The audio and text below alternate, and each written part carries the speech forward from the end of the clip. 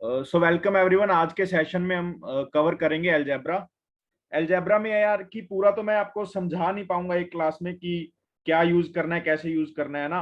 But हाँ, हम shortcuts देखेंगे और उसको देखेंगे कि उसके कैड में क्वेश्चंस आए हुए हैं या नहीं आए हुए है ना। मेरा मेन मोटिव यही रहेगा कि मैं आपको वो कंटेंट करवाऊं जहां पे वो कंटेंट कैट में पास्ट में यूज हुआ हो और उसकी फ्यूचर में भी यूज होने की बहुत ज्यादा प्रोबेबिलिटी हो, है ना। अब उसके पीछे का जैसे देखो कई फॉर्मूला होते हैं, उसके पीछे के आप अगर कुछ अब जैसे देखो एक आपने फॉर्मूला पढ़ा होगा n+r-1 cr-1। हमें क्या लेना है इसको, ये कैसे फॉर्मूला डिराइव हुआ, इससे हमें कुछ नहीं लेना है ना। तो तुम्हें लेकिन ये पता होना चाहिए। अब अगर कोई बंदा ये देखता रहा कि यार इसको कैसे डिराइव हुआ है या हुआ है, उसका तो देखो फिर उसको टाइम एक्स्ट्रा लगेगा, है ना। मेरा कंसेप्ट यही है कि पहला सिंपल कंसेप्ट यही है कि प्रैक्टिस करो और चीजों को लर्न करो, है ना। लर्न प्लस प्रैक्टिस करोगे, क्योंकि प्रैक्टिस भी रेलेवेंट कंटेंट की करो और लर्न भी वो चीज करो जो रेलेवेंट हो, और समझो भी उसी चीज को जो रेलेवेंट हो। ऐसे नहीं है कि इररेलेवेंट चीज को तुम समझते जा रहे हो, है ना। तो हम ज्यादा टाइम वेस्ट नहीं करेंगे इसमें। अलजेब्रा में मैं ट्राई करूंगा आपको कुछ नया बताने का, है ना, कुछ नया बताने का, क्योंकि सेम वही फॉर्मूलाज आप डेली देखते होंगे इधर उधर, लेकिन मैं उससे थोड़ा सा हटके बता पाऊंगा। अगर कुछ होगा तो आप वो भी एक बार लर्न कर सकते हैं, उसको देख सकते हैं, है ना। तो लेट्स स्टार्ट। पहला तो देखो यार, एरिया फाइंड करने को आता है। सिंपल सा एक एरिया फाइंड करना होता है तुम्हें। एक इक्वेशन दी होगी x plus mod y is equal to k, है ना। अब कभी कभी इसका डायरेक्ट एरिया पूछ लेता है, इसका डायरेक्ट एरिया पूछ लेता है, तो इसका डायरेक्ट एरिया क्या होगा? इसका डायरेक्ट एरिया होगा 2k²। जैसे एग्जांपल में देखें x plus mod y is equal to 4, इसका डायरेक्ट एरिया होगा 2 × 16, that is 32 would be the area. ठीक है, डायरेक्ट क्वेश्चन बहुत बार आया हुआ है, मॉक्स में बहुत बार आता है। आप सोच रहे हो इतना इजी है, लेकिन ये बहुत बच्चों को नहीं पता होगा, है ना। बच्चे ऐसे ही ड्रॉ करेंगे फिर इसका आंसर फाइंड करेंगे ये। ठीक है, हमें डायरेक्ट पता होना चाहिए, ठीक है, क्योंकि हमें स्पीड पे खेलना है, स्पीड पे खेलना है। ठीक है, फिर आता है x plus minus a plus y plus minus a is equal to k. इसका एरिया क्या होगा? इसका भी एरिया होगा 2k²। यहां से तुम्हें क्या पता लगता है कि x के साथ कुछ प्लस माइनस हो रहा हो, उसका कोई रेलेवेंट नहीं है। ठीक है, ये भी रेलेवेंट नहीं है, यहाँ पे b भी हो तो भी कोई रेलेवेंस नहीं है। ठीक है, लेकिन लेकिन अब अगर px plus minus a plus q y plus minus b is equal to k हो जाए, तो इसका सिंपल सिंपल वॉइस नहीं आ रही। अच्छा, चेक कैट, ठीक है। इसका सिंपल सिंपल मतलब क्या है कि अब देखो x के साथ कोई कोफिशिएंट जुड़ गया, y के साथ भी कोई कोफिशिएंट जुड़ गया, तो इसका आंसर होगा एरिया। एरिया क्या होगा इसका? 2k² / pq, 2k² / pq। ठीक है, अब तुम्हें पता लग गया कि इसमें अगर ऐसा वेरिएंट आए तो सिंपल तुम्हें कोफिशिएंट लगाना है साथ में, ये p ये q। पहले वाले में भी हमने कोफिशिएंट तो लगाया था ना, 2k² को नीचे 1 × 1 से करें तो 2k² आएगा, इसलिए पहले 2k² ही लिखा था। ठीक है, तो ये एरिया निकालने का आ गया, और ये काफी पूछता है कैट में, है ना, ऐसा नहीं है कि ये पूछता नहीं है। दूसरी बात, कई बार हार्मोनिक मीन पूछ लेता है, हार्मोनिक मीन पूछ लेता है। ये पता होना चाहिए क्या होता है।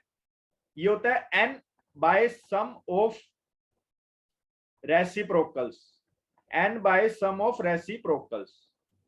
इसका मतलब क्या है? जैसे कोई 3 नंबर है 1 2 3, अब इसमें n क्या होगा? कितने नंबर्स हैं? 3। इनका रेसिप्रोकल्स करके सम कर दो, 1 + 1/2 + 1/3, जो भी आएगा वो HM होगा। ठीक है, जो भी आएगा वो HM होगा। इसका यूज कभी कभी, इसका यूज रेयरली आता है, बट कभी भी आ गया तो तुम्हें इतना सा पता होना चाहिए बस, है ना, इतना सा पता होना चाहिए, तुम्हारा क्वेश्चन बन जाएगा कैट में। ठीक है, उसके बाद एक होता है AM is greater than equal to GM। ये तो सबको पता है, तुम्हें ये भी पता होना चाहिए, greater than equal to HM। एक क्वेश्चन इसका देखा था। अब जब HM आता है तो देखो जैसे 4 टर्म्स हैं, 4 टर्म्स है ना, तो HM का क्या फॉर्मेट होगा? 4 बाय समथिंग। तो मुझे एम कैट में एक क्वेश्चन दिखा था, उसमें ऐसा था कि AM is greater then HM करके आंसर आ रहा था, है ना। और ऑप्शंस भी ऐसे बनाए हुए थे, क्योंकि जब कॉम्प्लेक्स क्वेश्चन आता है ना तो ऑप्शंस इजी होते हैं। मतलब कॉम्प्लेक्स क्वेश्चन में तुम्हें थोड़ी सी भी अगर नॉलेज है ना तो वो तुम इजीली क्वेश्चन को क्रैक कर सकते हो, ठीक है। तो यहाँ पे तुम्हें एच लेना है, तो 4 टाइप था तो मैंने एच एम अप्लाई करके देखा, मैंने A M is greater than equal to H M करके देखा, तो वो यहाँ पे हो गया था, है ना, वो यहाँ पे हो गया था, तो ये क्वेश्चन बन गया था। तो तुम्हें ये भी याद रखना है साथ साथ में, ठीक है। अब नेक्स्ट क्वेश्चन आता है, देखो ये क्वेश्चन थोड़ा इंपॉर्टेंट है। देखो जैसे एक जीपी है,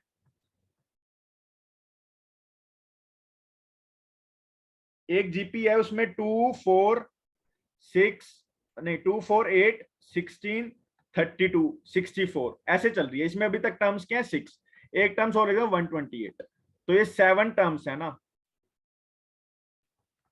तो इसका अगर कोई तुम्हें जीएम पूछे, जीएम पूछे तो क्या होता है, ज्योमेट्रिक मीन इसका क्या होगा, मिडल, इसका ज्योमेट्रिक मीन क्या होगा, मिडल टर्म, मिडल टर्म क्या आएगा इसका 16। या तुम कैसे ज्योमेट्रिक मीन इसका कर सकते हो, फर्स्ट इंटू लास्ट टर्म का अंडर रूट, जैसे इसका अंडर रूट अगर करोगे 128 इंटू 2 256, 256 का अंडर रूट करोगे 16। अब यहां से ऐसी 4 इंटू 64 16, तो इसका प्रोडक्ट भी क्या होता है, अब इसका प्रोडक्ट करोगे आप देखो, आप खुद कर सकते हो इसका, है ना। ये जो 128 इंटू 2 आया था 256, 256 आया था। अभी जितनी एन टर्म्स है उसकी पावर n बाई 2 आ जाएगी, ये होगा प्रोडक्ट। दो ये इतना रेलेवेंट नहीं है, बस ये मैंने जीएम आपको जीपी और जीएम इसलिए समझाया है, ये इसलिए समझाया क्योंकि नेक्स्ट फॉर्मूला है जो वो बहुत रेलेवेंट है। नेक्स्ट फॉर्मूला क्या है, देखो नेक्स्ट फॉर्मूला है GM square is equal to A M into H M. Believe me ये क्वेश्चन बहुत अच्छे से फ्रेम होता है, ये आया भी हुआ है मॉक्स में, तो इसलिए मैंने ये कवर किया, GM square is equal to A M into H M. ये सारी जो मैंने अब तक बातें बताई थी उसमें से जो सिर्फ एरिया वाला है वो कैट के बिल्कुल 100% रेलेवेंट है, ये 50-50% रेलेवेंट है, ठीक है। अब आते हैं नेक्स्ट चीज पे।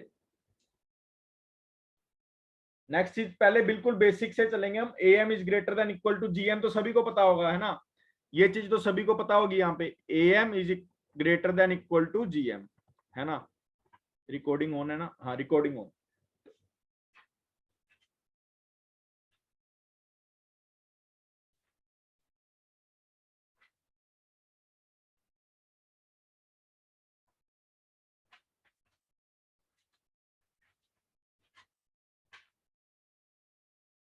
एक सेकेंड,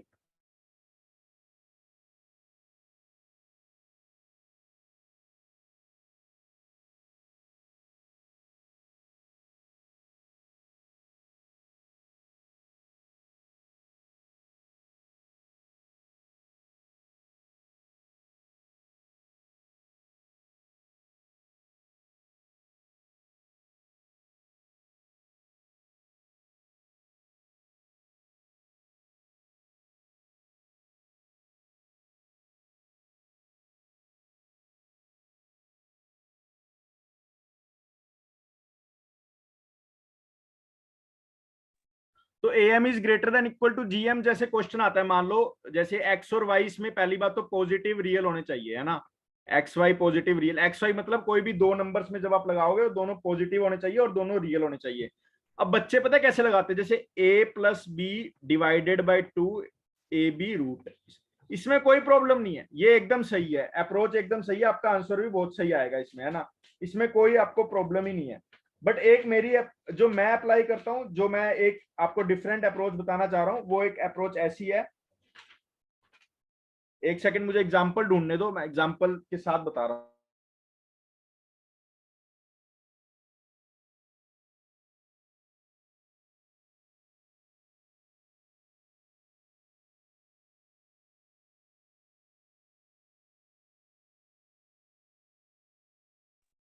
हाँ तो अब देखो पहला एग्जांपल हम जैसे करते हैं, जैसे हमें दिया हुआ है A plus B plus C is equal to 9, ठीक है, और हमें मैक्सिमम वैल्यू फाइंड करनी है, मैक्स फाइंड करना है ए बी सी का, इसका मैक्स फाइंड करना है। अब तुम्हें पता है मोस्ट ऑफ द बच्चों को पता होगा, इसको 3 3 3 में डिवाइड कर दो तो 3 into 3 into 3 that is 27 should be the answer.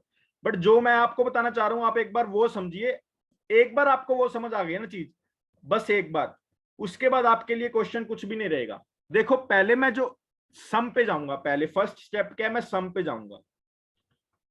जैसे ही मैं सम पे गया मुझे पहले तो मिला को ए का टर्म, ठीक है, तो ए, फिर इक्वल में रखूंगा बी, इक्वल में रखूंगा सी। अब इसमें जाऊंगा मैं प्रोडक्ट में, फिर जाऊंगा मैं प्रोडक्ट में, प्रोडक्ट को मैं रखूंगा डिनोमिनेटर में, ठीक है। अब देखो यहाँ पे क्या है, इसकी पावर 1, इसकी पावर कितनी है 1, इसकी पावर 1, नीचे रखूंगा 1 1 1। अब a प्लस बी प्लस सी को ऐड करूंगा और 1 प्लस 1 प्लस 1 को ऐड करूंगा, तो यहाँ तो आ गया 3 और a प्लस बी प्लस सी क्या आ गया 9। तो हमारा ये अगर मैं इसको काट दूंगा तो 3 बच जाएगा ना, तो यहाँ पे मैंने रख दिया 3।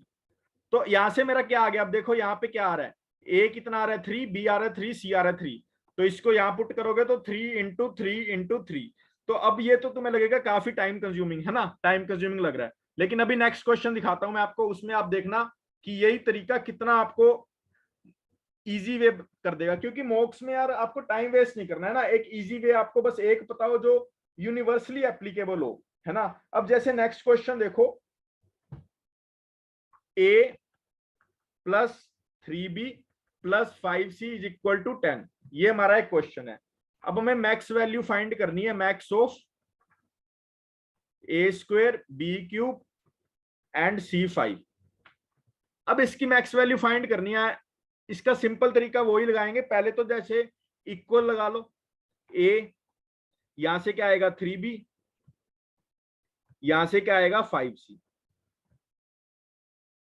अब यहाँ पे a की पावर 2, b की पावर 3, c की power 5, a plus 3b plus 5c आ गया 10, 5 प्लस 3 प्लस 2 आ गया 10, तो ये आ गया 1। अब यहां से a की वैल्यू क्या आ जाएगी, a is equal to 2 cross multiply, b is equal to 1, c is equal to 1, है ना। अब देख लो, अब हमें क्या करना है, इसकी वैल्यू तो पुटिंग कर दो, सिंपल वैल्यू पुटिंग करनी है अब तो, है ना। तो आंसर शुड बी 4, आंसर हमारा आ जाएगा 4, ठीक है। अब देखो एक और क्वेश्चन लेके आ रहा हूं जहां पे हमें सम का मिनिमाइज करना हो, इसी में ही हमें सम को मिनिमाइज करना हो। हमें दे रखा है A square B cube c4 is equal to 20, है ना।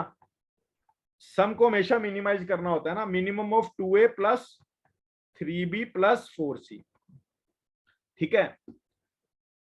अब इसको कैसे करेंगे, वही सिंपल तरीका जो हमें हर बार सीखा है, पहले तो प्लस वाले का ऐसे लिखो 2a डिवाइड में a की power 2 is equal to 3b divide में b की पावर 3, 4c डिवाइड में 4, 2a प्लस 3 प्लस b, ये हमें फाइंड करना है, इसको मैं क्या लेट कर लूंगा इक्वल टू k। तो 2a plus 3b plus 4c क्या हो गया k, नीचे क्या आ गया 4 प्लस 3 7 प्लस 2 9, k बाय 9। तो यहां से a की वैल्यू क्या आ गई k बाय 9, b की वैल्यू आ गई k बाय 9, c की वैल्यू आ गई k बाय 9, इतना आ गया। अब इसको यहां पुट करो, अब मैं k बाय 9 का स्क्वायर, इसका क्यूब एंड इसका 4, ठीक है। तो ऊपर क्या बन जाएगा 4 प्लस 3 k की पावर 9 डिवाइड बाय 9 की power 9 is equal to 20। So k की वैल्यू क्या आ गई 20 की 9 into 9, this would be the value of k जो हमें फाइंड करना था, है ना। अब इसी में ही नेक्स्ट क्वेश्चन और देखते हैं, एक क्वेश्चन आता है find max value of,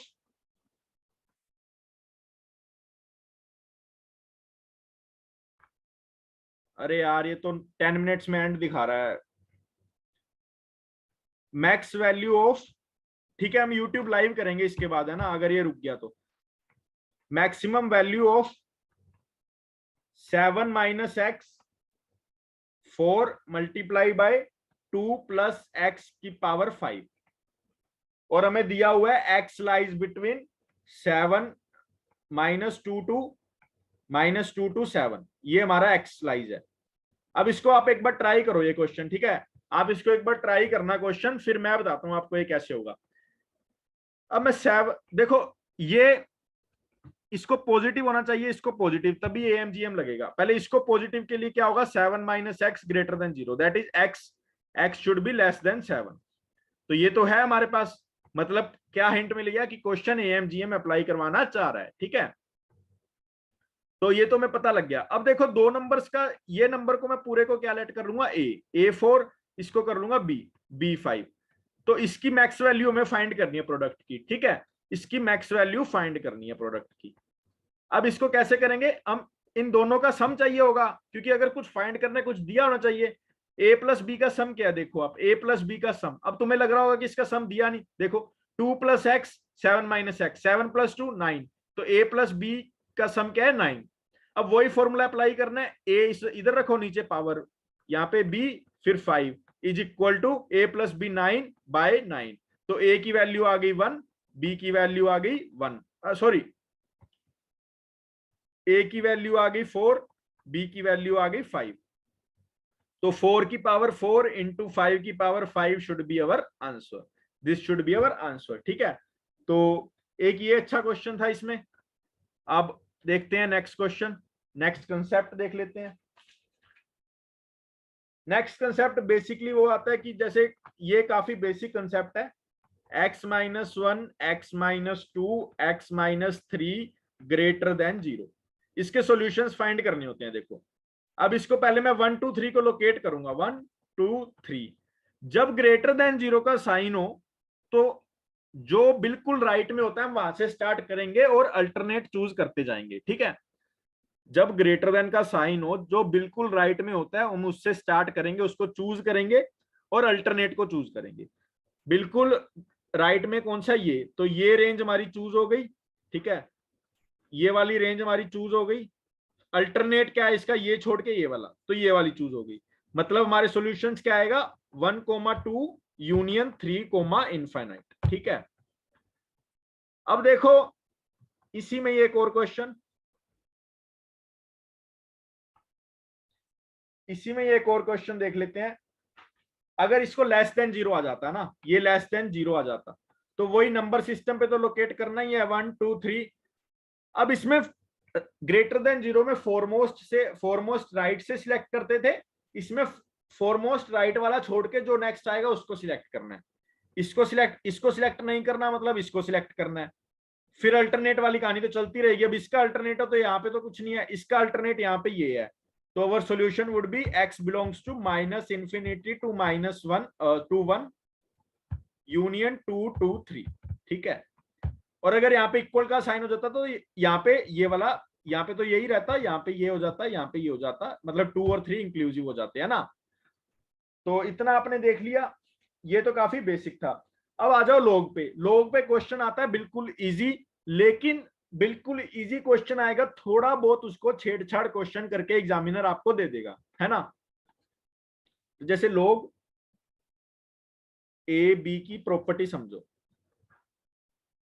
A greater than 0 होना चाहिए और बी ग्रेटर देन 0 होना चाहिए। सबसे पहले तो आप ये देखेंगे क्वेश्चन में, ठीक है, कि ये है या नहीं है, ठीक है। जब आपने ये देख लिया उसके बाद आप देखेंगे ए नॉट इक्वल टू 1 होना चाहिए। ए 1 नहीं हो सकता, क्योंकि अगर मैं ए को 1 ले लेता हूं, अगर मैं ए को 1 ले लेता हूं, बी, इसको मैं क्या लिख सकता हूं, इसको log b बाय log 1। अब log 1 की वैल्यू 0 हो जाती है तो ये इनडिफाइन हो जाएगा ना, नॉट डिफाइन आ जाएगा, इसलिए ए 1 नहीं हो सकता। बस ये चीजों का हमें ध्यान रखना है log में, ठीक है, ये वाली चीजों का हमें log में ध्यान रखना है। एक और चीज log में ध्यान रखनी है, ध्यान तो नहीं रखनी, मतलब बहुत सारे क्वेश्चंस ऐसे सोल्व होते हैं, जैसे ये फॉर्म को हम ऐसे भी लिख सकते हैं ना, log b by log a। मतलब जब ये हटता है तो ये वाला ए इसके पैर में आ जाता है ना, ये ध्यान रखना है तुम्हें। उसके बाद एक चीज और है, log A be greater than x दिया हो। अब मैं पूछूंगा कि इसका सॉल्यूशन कैसे आएगा, तो बच्चे बोलेंगे b is greater than a x, जो कि बिल्कुल सही है, लेकिन थोड़ा सा गलत भी है, क्योंकि ये एप्लीकेबल, देखो हमने साइन चेंज नहीं किया, हमने साइन चेंज नहीं किया। मतलब जब साइन चेंज नहीं होगा, जब हम अपनी कंफर्ट पे हैं, इसको ऐसे याद रख लो, जब हम अपनी कंफर्ट पे हैं तो हमें कुछ बड़ा करना होगा। कुछ बड़ा मतलब ए को ग्रेटर देन 1 वाले केस में ही ये होगा। अगर मैं लिखूं b greater than a x, मतलब सारी माया पलट गई, तो मतलब a लेस देन 1 होगा, a लेस देन 1 होगा। इक्वल टू 1 हो नहीं सकता, ग्रेटर देन 0 होगा। इसको हम ये भी बोल सकते हैं 0 ग्रेटर देन लेस देन 1, है ना। तो एक तो ये कर सकते हैं। अब इसका एग्जांपल भी दिखा देता हूं मैं आपको कि ये कैसे होता है। log 1/2 x ये दिया हो तो x 1/2 की पावर 3 आ जाएगा 1/8। अब साइन कौन सा आएगा, हमें a लेस देन 1 है तो साइन चेंज हो जाएगा, तो मतलब x ग्रेटर देन 1/8 होना चाहिए। एक और चीज ध्यान रखनी है, x और क्या होना चाहिए, x ग्रेटर देन 0 भी होना चाहिए। दोनों का इंटरसेक्शन लेंगे तो this would be our solution, this would be our solution. ठीक है, log की वैल्यूज तुम्हें याद रखने की जरूरत नहीं है, वो एग्जामिनर देगा ही। अब एक क्वेश्चन आ जाता है, नंबर ऑफ डिजिट्स फाइंड करने हैं। ठीक है, नंबर पहले तो log की नंबर ऑफ डिजिट्स फाइंड करने हैं, वो पहले समझ लो। ठीक है, जैसे मैं कोई भी नंबर कोई भी आपको नंबर दे दूं, मतलब फॉर एग्जांपल जैसे 2 की पावर 50, इसमें बता सकते हो कितने डिजिट्स हैं, इसमें डिजिट्स नंबर ऑफ डिजिट्स कितने हैं इसमें। बहुत मुश्किल होगा, पहली बार क्वेश्चन देखा है, बट इसके लिए सिंपल ट्रिक होती है, इसको इसका log ले लो, नंबर का log ले लो, log ऑफ n लो। तो n यहाँ पे क्या है, मतलब हमें लेना है log 2 की पावर 50, तो इसका क्या आ जाएगा 50 इंटू log 2। log 2 हमारा क्या होता है, ये तुम्हें क्वेश्चन में बताया हुआ होगा, 50 इंटू log log हट जाएगा 50 इंटू 0.301, है ना। जब इसका तुम मल्टीप्लाई करोगे कैलकुलेटर से आएगा 15 पॉइंट समथिंग, 15 पॉइंट समथिंग आएगा, क्योंकि ये जीरो से अगर 3.01 इंटू 5 करेंगे तो 15.05, है ना। अब तुम्हारा अगर आंसर आ रहा है, देखो इसमें आंसर क्या आएगा तुम्हारा 15 पॉइंट समथिंग या 15 आ जाएगा, दो ही पॉसिबिलिटी है, या तो पॉइंट के बाद कुछ होगा या नहीं होगा। इस केस में क्या आंसर आएगा 15 + 1, इतनी डिजिट्स हैं 16। ठीक है, और इस केस में भी क्या होगा 15 + 1, दैट इज हमें ये वाला इग्नोर करना है, ये वाला इग्नोर करना है। 15 + 1 यहाँ पे भी आ जाएगा 16। ठीक है, अब इसका हमें क्या पता ये आएगा या नहीं आएगा, तो छोटा सा एग्जांपल लेके देख लेते हैं।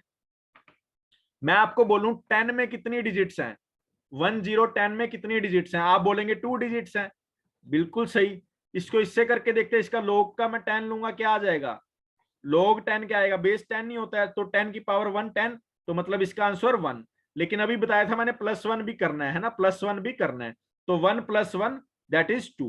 अब देखो 10 की जगह मैं 9 ले लेता हूं, तो 10 की पावर क्या रखे जो 9 आएगी, 0 पॉइंट समथिंग रखें, तो 0 + 1 दैट इज 1 डिजिट, तो 1 डिजिट 9 में 1 डिजिट है, इसलिए 1 आ रहा है आंसर। ठीक है, अब इसी में क्या आ जाता है, जब नंबर हो रेसिप्रोकल में, जब नंबर हो रेसिप्रोकल में, जैसे 2/3 की पावर 10, इसमें लीडिंग जीरो फाइंड करनी होती है। जैसे देखो 0.001 में लीडिंग जीरो है 2, 0.001 में लीडिंग जीरो है 2, मतलब 0 0 चलती जाए और कब एंड हो जाए, है ना। उसके बाद 0 1 0 1 कुछ भी चले, लेकिन फर्स्ट जो जीरोज होती हैं उसको लीडिंग जीरोज बोलते हैं, ये लीड करती हैं, है ना। तो ये मैं आपको कंटिन्यू रखूंगा, अभी मीटिंग एंड होने वाली है, 1 मिनट से कम रह गया, ऑटोमेटिकली एंड हो जाएगी। आप ग्रुप में डिस्कस करते हैं कि नेक्स्ट कब रखना है session. Thank you and have a nice day.